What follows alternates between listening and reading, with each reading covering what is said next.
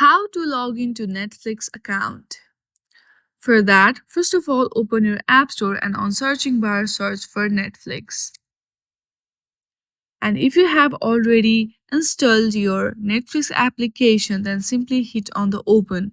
If there are any update available, then simply hit on the update button and then wait for a minute. Now, hit on the open.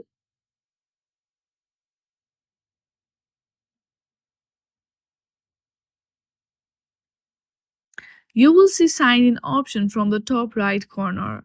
But if you have not created any Netflix account, then hit on the create a Netflix account, which is on the button of your page. For now, we are simply hitting on the sign in. From here, you need to add your email address over here, password over here, and hit on the sign in, and then you are good to go. In this very easy step, you can easily log into Netflix account. I hope you like this video. If you like this video, then please do not forget to like and subscribe to our channel. Thank you for watching.